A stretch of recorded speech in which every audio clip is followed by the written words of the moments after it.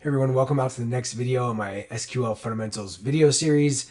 In the last video, we went over creating a bunch of different tables, and we talked about the data types, constraints, primary keys, foreign keys, and the different varieties of how to add those all in as you create the different tables necessary for your database.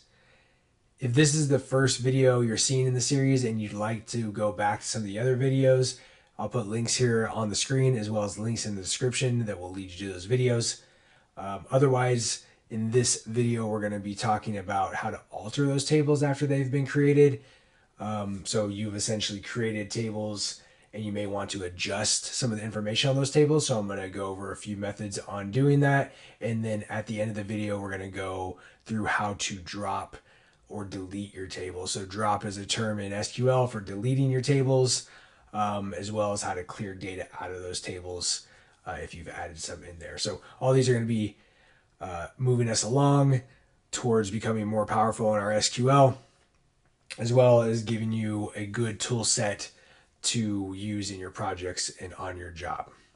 With that, we're going to go ahead and move on to altering tables now. And so, this will be an example of cases where you've created the table, you may have inserted some data, you may not have inserted some data yet, but you want to update data types or constraints or etc. on those tables. I'm going to take you guys through a few different variations of what that might look like.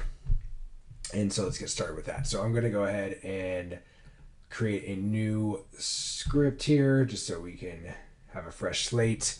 And what I'm actually going to do is I'm going to insert some data into one of these tables, and then we're going to use that table as an example to go through these alter steps. And so what I'm going to do is insert, there's my computer keyboard coming back to life.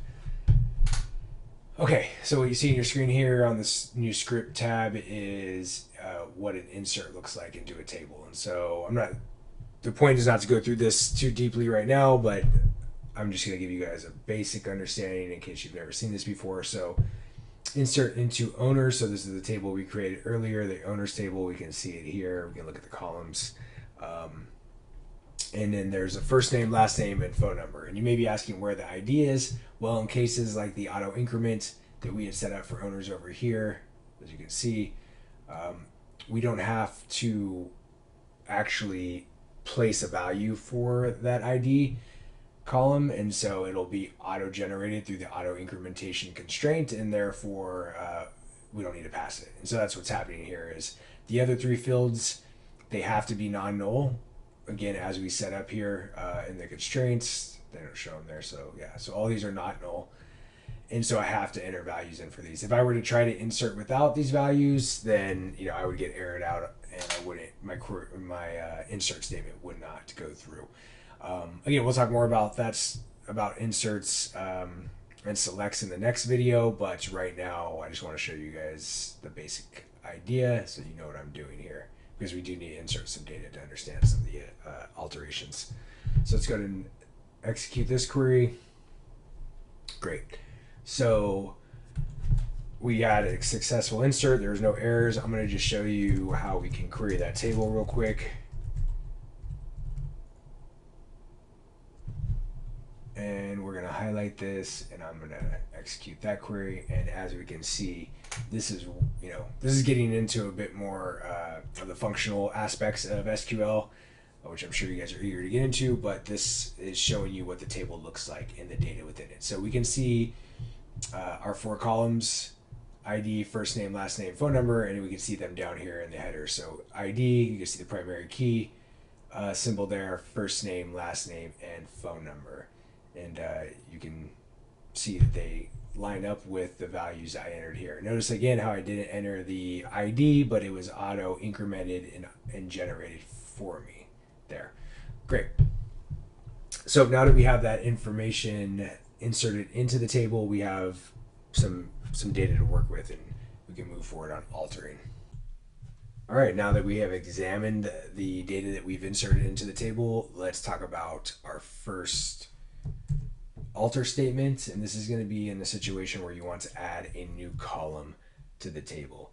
And so you can imagine that we've created a table, we've inserted some data, and now we realize, oh, we need to or we want to add a new column, and we don't want to have to go through like deleting the table and then recreating with that new column. Instead, we can just add a new column.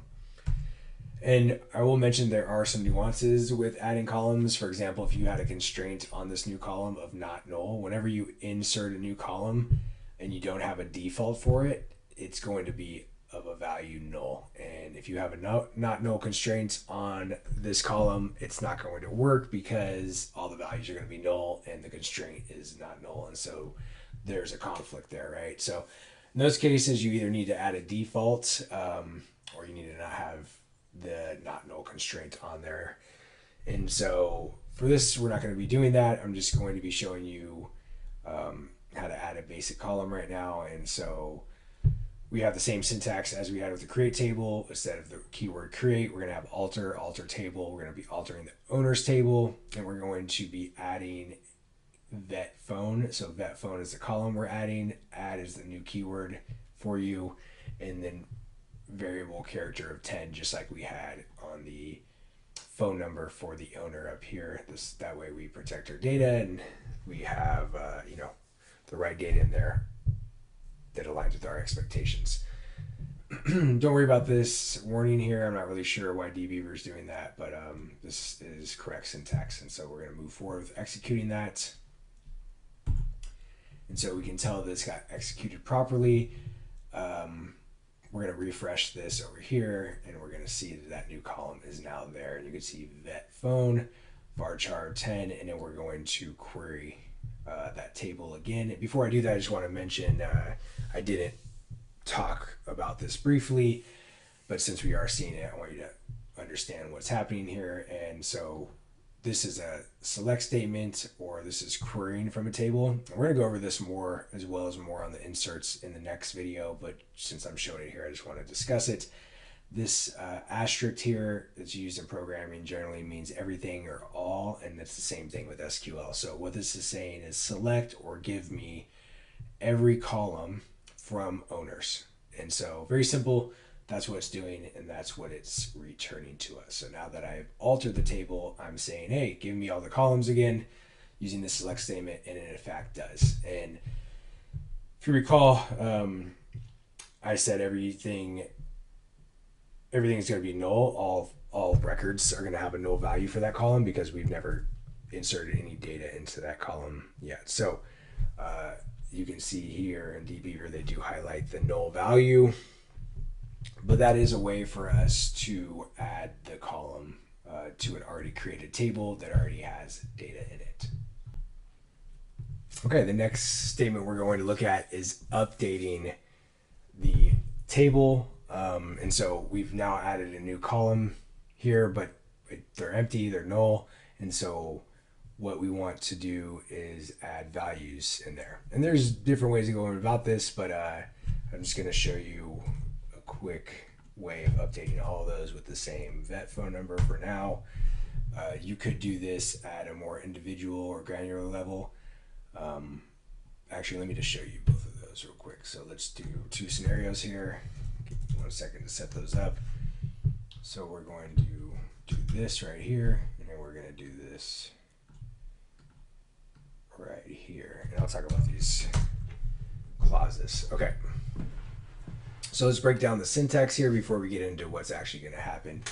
So we are wanting to add values for the vet phone number and the column here that we just added. And so this is the syntax for doing that in MySQL. You're going to use the update keyword here with the name of the table, and then you're going to use the keyword set with the column name that you want to set a value to with the equal sign here, and then the value that you're going to be adding. And so you can remember that we've set our phone number up on the original table to be a string, and we did the same here with the vet phone. And so when we assign vet phone, we want that to be a variable character and not a number, and that's why we have this these numbers wrapped in quotation marks here, or single quotes, so that this gets inserted as a string. And so that's the way you do that in programming and SQL in general.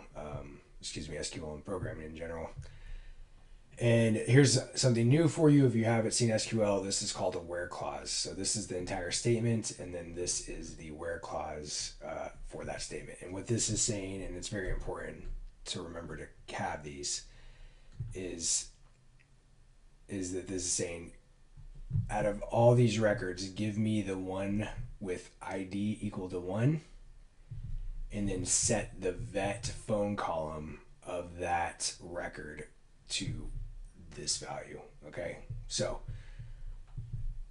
ID is equal to 1, where the ID is equal to 1, set the vet phone column equal to this value. Okay, and that's pretty much how the syntax is going to work. And what that's going to do is it's going to insert a number value into this column here. And so let's go ahead and do that. Execute that. Great, it was successful. So let's go back here and select that table, and then voila, we see that the exact string that I wanted to update this column on this record was updated. And you can see it didn't update the other columns because of this where clause. And that's important. If this wasn't there, it would have updated all the columns with that value. And so it being there is very important, especially when we get on to some of the other things such as deleting records out of a table. And now let's go ahead and run this. And what this is going to do is a little bit different in the where clause. Instead of it being equal to a single value, we're going to be saying in this range or these values. Okay, so anything with the ID of 2, 3, or 4 is going to get this value here, or this value here. And so let's go ahead and execute that and watch that in action. Great, everything worked. It updated 3 rows. Okay, so lets us know 3 is what we had in here. 3 were updated. This gives us a pretty good idea that we were successful. Let's go ahead and query this. And sure enough, what was null for these 3, 2, 3, and 4 IDs, those records now have vet phone numbers in them to the liking of what we had set here in this statement.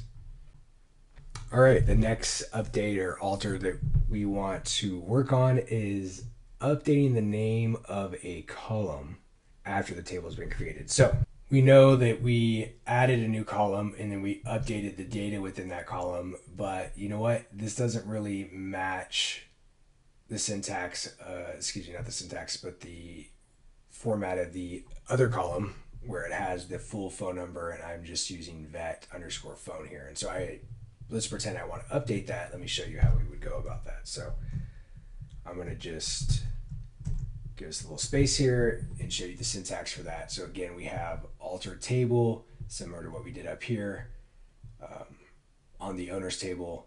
And then we have the syntax rename column. The column we want to rename the keyword to, and then the new column name that we want. So again, phone number, vet underscore phone number lines up with the format here, which is instead of just phone, we have phone underscore number. So if I execute that, we will see that update. Okay. And then let me just refresh this in case it doesn't pick it up. Great. And then we're going to query this. And you can see already here that it has picked it up. You can see that vet phone number is now there instead of vet phone. And when I query this, let me just confirm for you. We now have all the same data and information. What was vet phone on the last table that you saw is now vet phone number. Okay, and that's how you update a column name on a table. All right, now that we've done that update, let's go ahead and show you the next syntax, which is a statement for updating the data or modifying the data on columns that already have values in them and that are already created. So we're just going to keep updating the phone number there. Again, we're not going to worry about this. We know we already changed it, so I don't know why dbeaver is doing that, but we'll ignore that. And so what we want to do now is I want to pretend like I need to update the column here for vet phone number, which is a varchar of 10, and I want to allow for a country code, US country code. So that's +1. And so it'll look like +1 and then this number all as a string. And so if I want to have country codes, I need to change the length of the variable character. And then now that we know we have values in here, since we've populated values since adding this column, we now can add a not null constraint to make sure that any future records that are created, they have to have a vet phone number as well. And so again, everything's not always clear cut when you're dealing with these, but you have to kind of think ahead and say, okay, well, we created some records, and if I had a new column like I did earlier, those would have been empty. So we did that without the not null constraint here, but then we populated those columns with data for all the existing records. And now that we've done that, we can now add the constraint of not null on to forevermore ensure that we're getting good data in that column. And then that's what's happening here. So if we want to change this, we're going to use a similar pattern, alter table, the table name owners, and then we're going to use the modify keyword here. The column is to be modified, and then the updates on the data types and constraints. So we're changing the data type from a varchar of 10 that you see here, right, to a varchar 12, and then we're going to add the not null constraint. Okay, so let's go ahead and execute this. Great, so it's updated. Let's go ahead, because we still see 10 here. Let's refresh the owners table, and we in fact now see this change to 12. And then let's go ahead and exit out of this, and we will query that again. All right, and so we can still see the data is still there. Everything is still looking as it did under the hood. We know that we now have up to 12 characters for this column and a not null constraint. So with that, let's go ahead and add a new record. So very similar to our insert up here, we're going to do another insert record. And it looks very similar, except now we have a new column, right? We have this column that we added. And so we're going to insert into owners. Here are the column names. Again, we don't have to do the ID because it's auto incremented. We do have our new column that we're calling out. Again, this has a not null constraint. Let me take this away real quick and show you what it's like if we get an error on that not null. Just for your learning purposes, let's execute this real quick. See that error? Field vet phone number doesn't have a default value. Okay, that's one way of saying, hey, you're supposed to have a value here because it's not null. You didn't pass one in. There's no default to back that up, and so we can't execute this. And so we go back here and we query that again, and we're going to see, in fact, there is not another column, right? So this query, this insert statement did not go through, it was not effective, and therefore we don't have that extra record. Now, if I do what it's supposed to do, or if I execute a statement that's been set up to follow the constraints that I set for that table, we should get a good execution. And in fact, there's no error. We did update the rows. And so let's go ahead and query that again.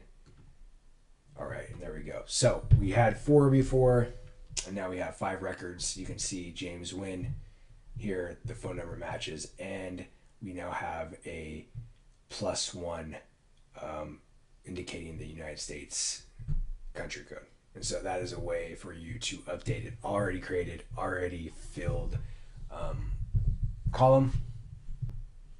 All right, the next and final statement I want to show you here, at least for the alter update portion of this video, is to drop or delete that column. And just so you guys know, in SQL, whenever you delete something, it's called dropping it. So you drop a table, you drop a column. They're synonymous with deleting. And so when you hear the word drop, just think delete, think remove. And so we now want to remove this entire column. Hey, we added it, we updated it, we inserted data, and now we realize, you know what, we actually don't want that to be the situation. And instead of dropping our entire table and then recreating it with only 4 columns, we're going to just delete that column. And it'll go back to looking very similar to how it did before we did all these alterations. So that syntax is going to look like this right here. We have the alter table owners again, and then the drop column keyword or syntax, and then with the column name that we're going to be dropping. Also, just wanted to let you guys know that the semicolons at the end, a lot of engines now aren't bothered without having them, but it is a way of denoting the end of your statement. Okay, so I generally try to include them when I can, but for the most part, you're not going to get any issues if you don't. If you have multiple statements in one script like this and you don't have those semicolons, and then you go to execute the script without highlighting a specific one, then you will run into some issues. So that's another reason why it's good to have those, because sometimes you do forget to highlight and you execute the entire script, and if there weren't semicolons, it'll error out on you or something weird. So, or it'll do partial half of them and not do the other half. So I just want to note that there. So let's execute this alter column to drop that column. Okay, let's refresh, because again, we still see it here. And now we can see the column is no longer there, which is a good indicator that we were successful. Let's double check though with our select statement, and boom, it is gone. We still have the record that we created, but the column for each one of those records is now gone. And so we're back to where we started, pretty much the same exact format and schema that we had on that original table, just with the new record now. All right, we are at the final leg of this video, and that's going to be the portion about deleting, or what's known in SQL as dropping tables. Generally, you're only going to drop tables when you're first starting to architect a database solution and you're trying to figure out the schema of each of your tables and how they're going to be referenced together, and you may need to drop a few tables during that time as you're shifting things around. Or if you have a feature that no longer is being used in your application, then you may drop the tables that support that feature during its lifetime, or at the very end of the database solution or application's lifetime. You may drop those tables to remove all the data out of them when you are sunsetting that application. Before we move on to the syntax here, I just want to go over to the ER diagram and talk about an important part of dropping tables, and that is the order at which you drop tables. As you can see here, for example, we have dogs, the dogs table, and then the feedings table. And the dogs table is a parent to the child table of feedings, and we know that based off what we talked about earlier, which is there's a foreign key stored on this feedings table that references the dog table. And so whenever there's a foreign key on a table referencing another table, where the foreign key is located is the child table, and what it references is considered the parent table. And that being said, we know we have to have a record. For every record in the feedings that references a record here, there has to be a record that lives in this dog table. And so that is that kind of parent-child relationship. And SQL enforces you to delete from the lowest table to the highest table. So I cannot delete the parent table before deleting the child table that references it. I mean that, and that's also the same way with deleting records, but we're not talking about that right now. We're just talking about tables. And the reason for that is because there are references here that reference this table. And if we were to delete this table, those references are broken. They've been orphaned. They no longer mean anything. And SQL doesn't let that happen.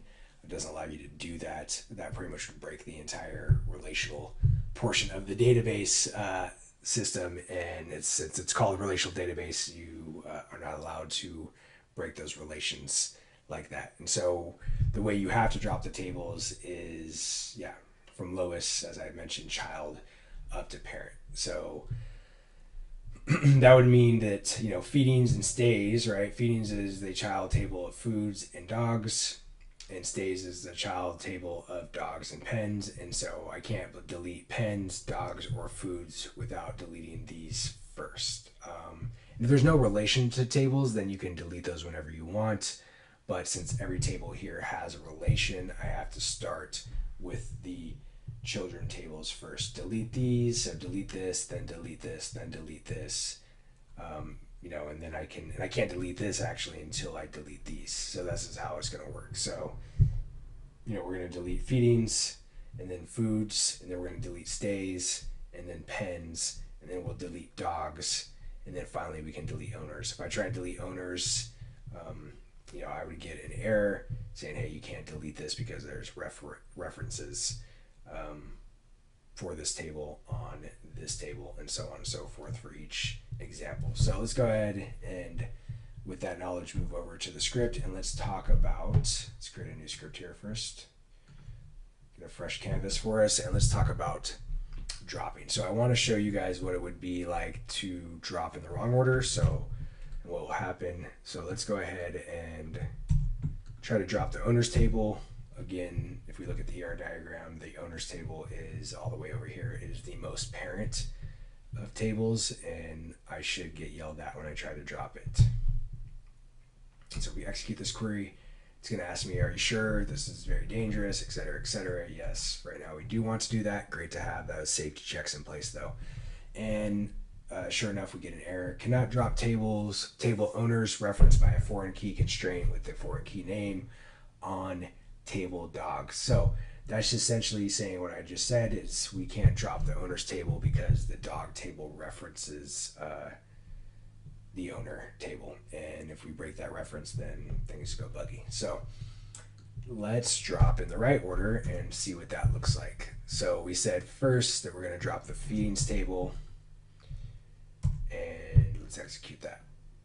And before I do that, actually, let me just refresh this and show you guys that there are, in fact, all of our tables are still here. Now let's drop this feedings table. Yes, I am sure I want to do that. Great. So no error this time, right? We still see feedings, but let's go ahead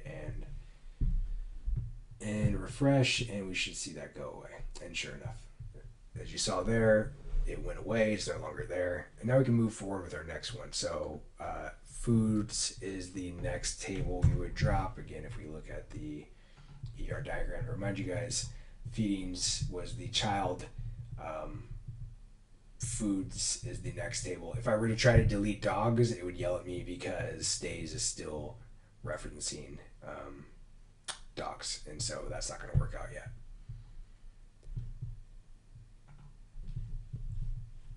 All right, so we're going to go ahead and do foods, and now it's going to, this is going to give me a warning, but because it's not there, but don't worry, we already know it's not there because we deleted it. I can technically get rid of this, but I'll just leave it up so we see what we've done. And now execute this. Yes, I'm sure. And now that's gone. Let's refresh. And sure enough, that's gone now. So if we look at the ER diagram again, these two tables are now gone. And now we got to work our way here. So now let's go back to dbeaver and work on getting rid of these ones.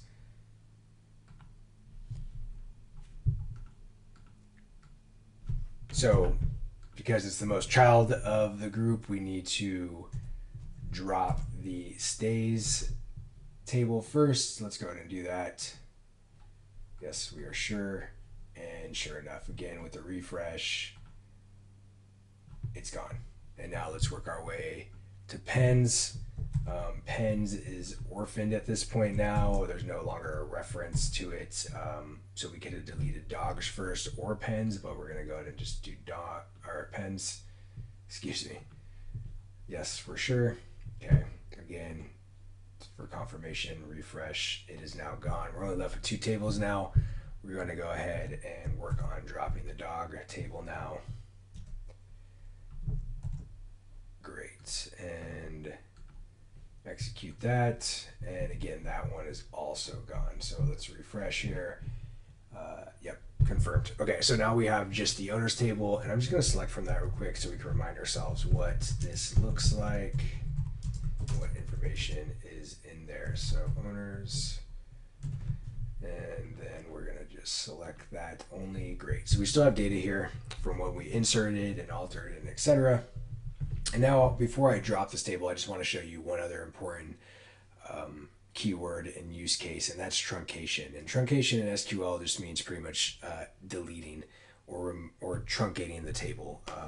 And so it's an alternative to dropping. If you just wanted to clear out the data in the table, you can use the truncate keyword instead of dropping the entire table and then having to recreate the table. So depending on your use case and your needs, we could truncate the table. So let's do that real quick. And we'll see all the data will get cleared out of here, but the table itself will actually remain. And then we'll drop it after that. So and the syntax here is going to be truncate table and owners. And I don't think I discussed that in the drop table, but it's obviously very straightforward. We have the drop keyword here, table, what you're dropping, because you can drop columns as well as we saw before, and the name of the table that you're dropping. So let's go to execute this. All right, so we truncated. Let's go to run our query again and see what that looks like. Okay, so as you see, the table's still there. We're able to query it. We still have the column names, but there's no records any longer. And so that's what truncating accomplishes. So another important keyword for you to understand in the table lifecycle is how to clear that data out. Okay, so now we can drop the, and just to refresh this, obviously I was able to query it, but I want to refresh the tables here, and you can see that this is still here. I still have all my columns, etc. Represents what you're seeing down here, just again for confirmation. So now if we go to drop that table, let's do that, and that will go away, and we will have removed all of our tables. Yes, for sure. Perfect. Let's go ahead and refresh our tables, and there are no longer any tables. Okay, so we have worked through the full life cycle of tables. Hopefully you've got quite a bit of different information given to you that will help you as you reason about and work on your own projects. And this is going to be the conclusion of this video. The next video we're going to move on to is inserting data into the tables you've created, and then querying or selecting data from the tables. So stay tuned. Go ahead and check out that next video, and let me know if you have any questions in the comments below. Thanks for watching, and have a great day.